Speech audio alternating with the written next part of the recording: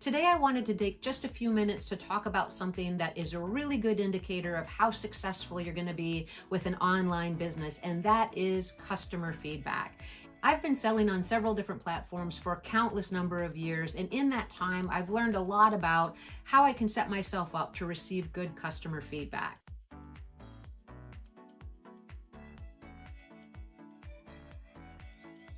One of the things that I've found right from the beginning that was important is to start each listing with clear communication.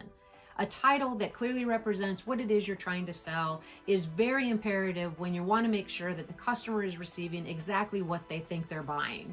Another thing to do is take time in your description to really use all the characters that are available to you to describe clearly, without any kind of doubt, what you're actually trying to sell and what is included in the actual auction or listing. A good example of this would be if you take a picture of a product that you have other items in to really enhance or to really bring your product to the focal point. You want to make sure that your description clearly indicates that those additional items or the props within your photograph are not part of the actual listing unless they actually are. The next thing I would do after you make sure that you have a very clear description is to make sure that you have shop policies on the online selling platform that you're using that indicate how you're going to handle different types of customer expectations.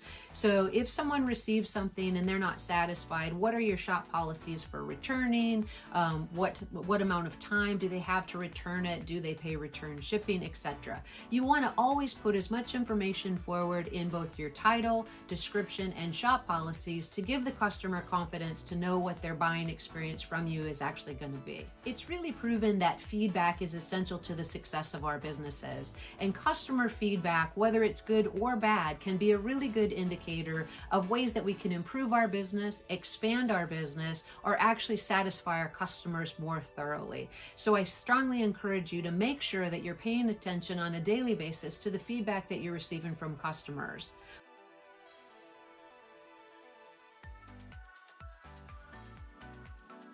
One thing that I had to learn the hard way, and I really hope this is a nugget of truth for some of you out there, is you need to get out of your seller dashboard. I spend a lot of time processing orders and looking for orders and shipping orders, and sometimes I forget to go back to the actual sales side of those online selling platforms and look at what the customers are saying. If you spend too much time in the administrative part of your selling platform, you may miss some valuable tips and information of how you can continue to ensure great customer satisfaction, to intercept any problems that may be occurring with some of your products, and to make sure that your customers are happy and that you're engaging with them on a regular basis. An important thing to remember is not all customers are actually going to email you directly when they have an issue. They may actually try to address the issue through your feedback. Unfortunately, you may not see this right away, which is another reason I think it's important to get out of the seller dashboard and into your selling store to see what customers are saying.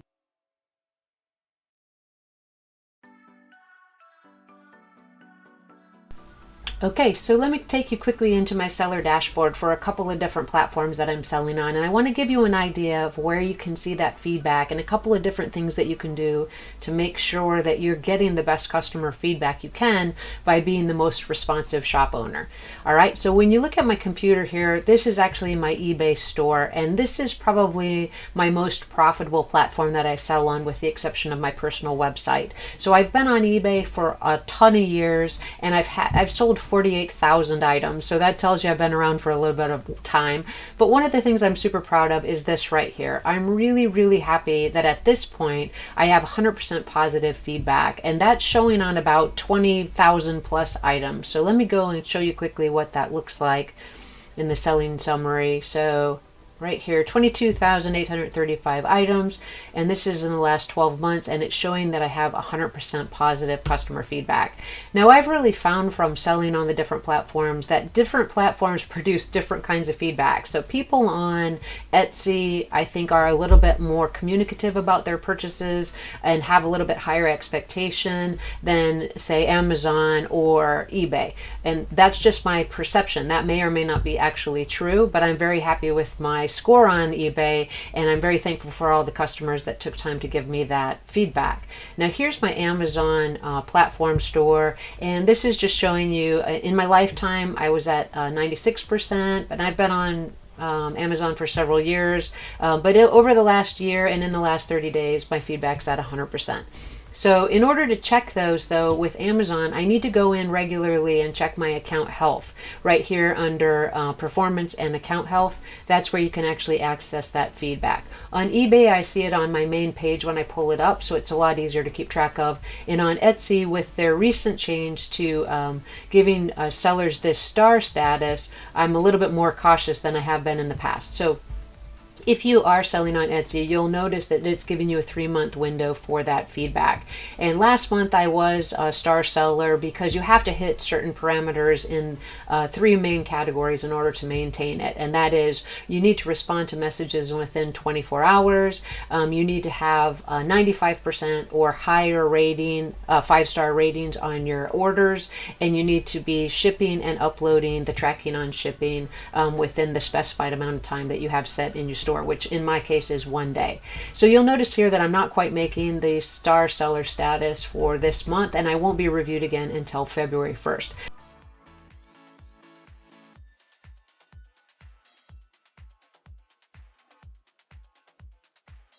So once you've made sure that your title and description and shop policies and pictures are all clearly showing what it is you're selling the customer, it's really important to communicate with them immediately after the sale. And there's a lot of interesting and cool ways now that you can do this. One thing I would recommend highly, based on the selling platform that you're using, is that you immediately send a follow-up email to thank your customer for their purchase. If that's something that you can set up automatically, I recommend that you do that. And I'll show you through my seller dashboard how I did this through Etsy. Now, one thing I wanted to show you is when we talked about thanking the customer, notifying them about when their item would be shipped, as well as inviting them to give feedback or providing direct contact to you in case there is an issue with your product, you can do this directly through Etsy as well. In order to do that, you want to come up to your actual shop. Let me see if I can remember how to get there. And you want to go into your actual settings right here. Under settings, you want to go into info and appearance. And you'll notice that you have some options for automatic emails to be sent to your customers after they purchase. Now, I had already set this up, but I wanted to add a few more pieces of information and more detail in the description to help the customers if they needed me going forward. So you'll notice that the first message here is actually for physical products, and the second message is for digital products. So I thanked the customer for their purchase. I said that I appreciate the feedback and I want to know how I'm doing.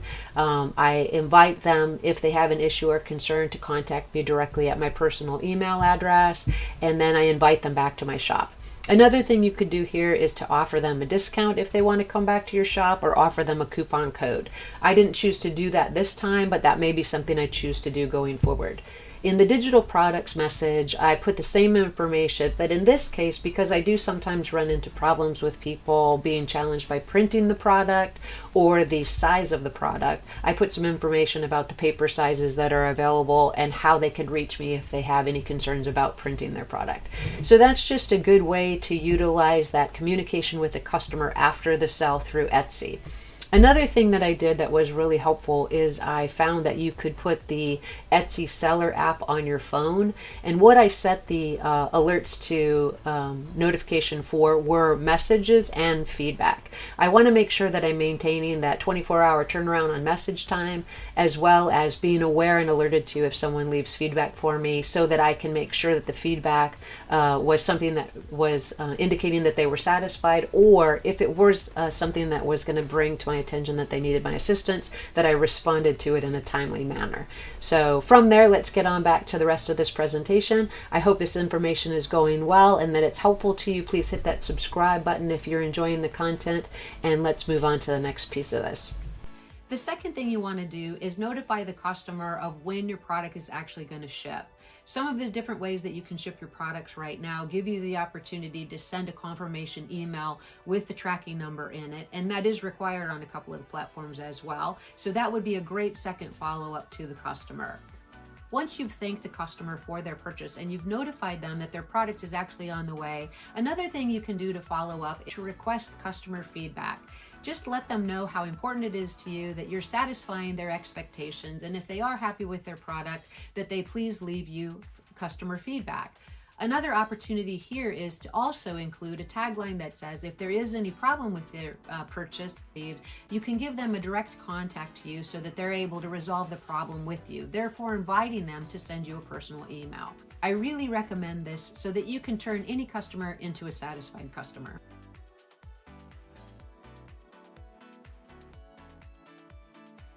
Feedback comes in a variety of ways, from very, very positive to very, very neutral to very, very bad. Some feedback can be very critical, other feedback can be very constructive, and some feedback can just be pretty neutral. And when I say this, I really mean constructive feedback is super helpful if it has something in it with a grain of truth that can actually improve your product output.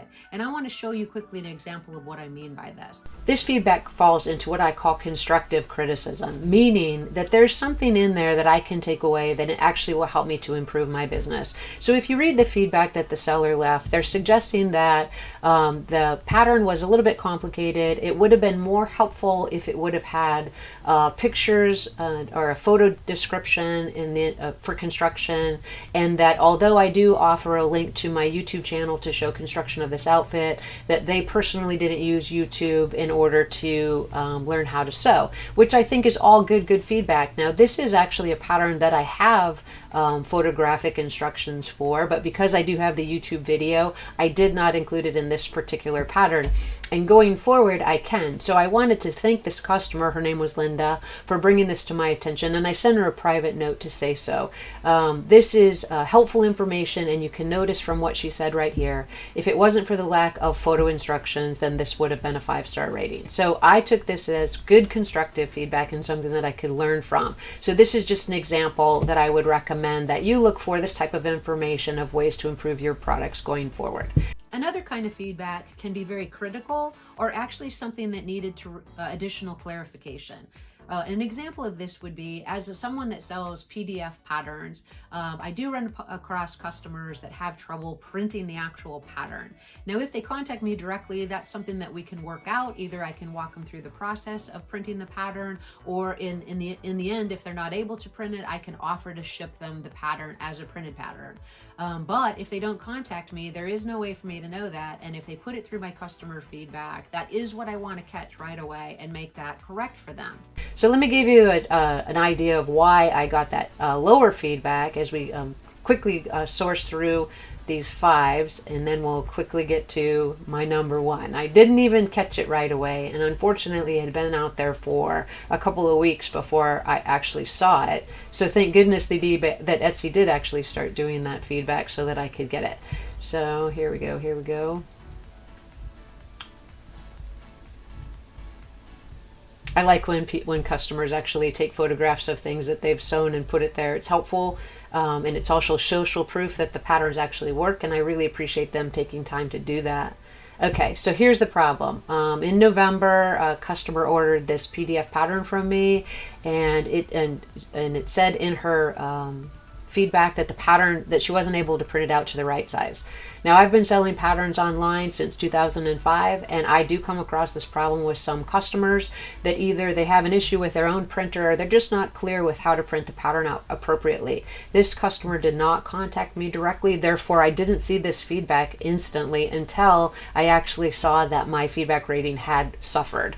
So what I did first was I sent her a personal email and told her that I would be more than happy to walk her through the process. I apologized for the length of time that it had been since that she had put that feedback that I didn't see it right away, and I also offered to send her the printed pattern. Unfortunately, I didn't hear back from her, so I did then also reply publicly. And then this is something I would definitely wait on. Give the customer a chance to respond to your personal email. If they don't respond and they leave that negative or lower feedback out there, I just recommend that you go ahead and make some kind of public response, also putting the apology there as well as the solution that you were trying to offer. So this is just 2 really good examples of things that are necessary in order for you to move forward and to give other customers that are looking at your information confidence that you are responding and paying attention to the feedback.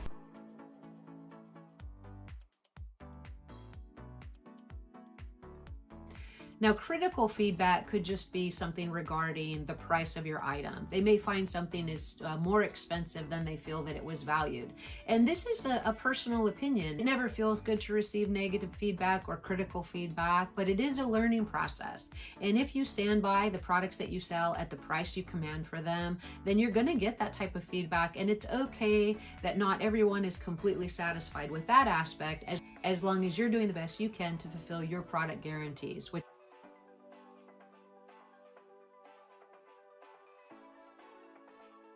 Now, there are going to be customers that just feel like giving you a 4 out of 5 stars, for example, is a really good feedback. And you can appreciate this as someone who's probably been in the work world and you're getting a review or giving a review to an employee, and 5 is really considered out of the box and 4 is considered doing a great job. So there are going to be people who give you a 4, and a 4 to them is you're doing a great job. So just know that everybody's going to have a little bit different way to evaluate you, and what you want to learn from the feedback is how you can improve your product, how you can create satisfaction after the sale, and what you can do when you do run into a problem.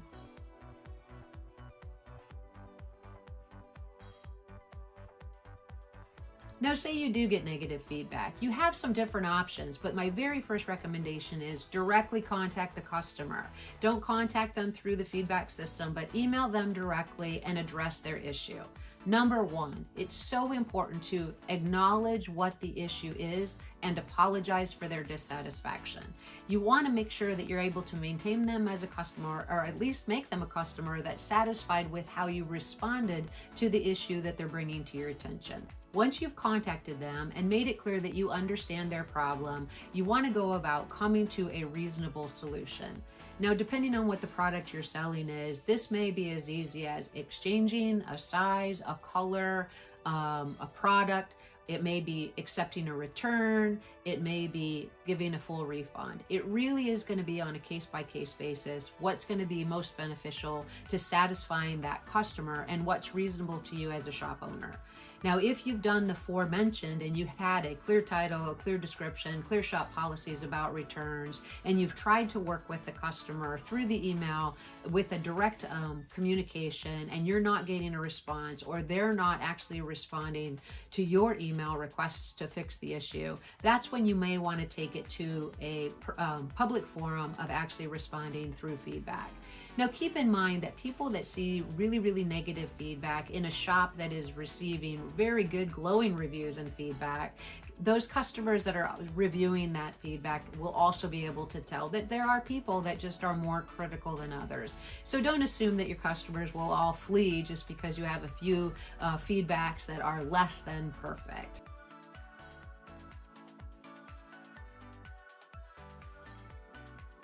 All right, so to review, in order to set yourself up for receiving great customer feedback, you want to start before you actually even list anything for sale. Make sure that your title is spot on with what you're actually trying to sell to the consumer, that your description includes any additional details that include or exclude things that are appearing in your photographs. Make sure that your shop policies clearly state how you're going to handle refunds, returns, or problem issues that arise from selling the product. Make sure all those things are in order and that you're giving your customers every opportunity to contact you.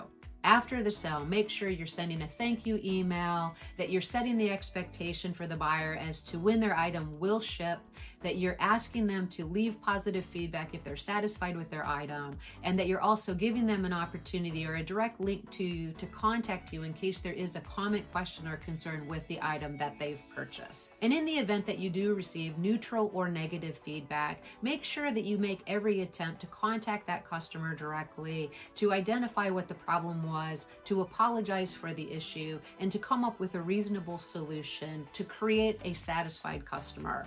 It is so much easier to maintain an existing customer than it is to get a new one. So always remember, it's a symbiotic relationship to selling and also to receiving that feedback. And you want to make sure that you're doing everything you can on your end to make sure that you're providing quality products in a timely manner to satisfied customers. Thank you so much for coming by today. I hope you guys will give some thought to customer service and customer feedback and how that's going to affect the overall success of your business going forward. There are steps that you can take to make it even easier for customers to contact you and to provide them opportunities to be satisfied with the things that they purchase from you. If you have any questions or you have any experiences of your own that you'd like to share with the community, please list that in the comment section below. And if you'd like a little bit more detail about the ways that I recommend that you list on eBay for great success and for good customer feedback, please check for that link in the description below to Selling on eBay. I hope this information today about considering customer feedback and its impact on your business in the long run going forward was helpful to you.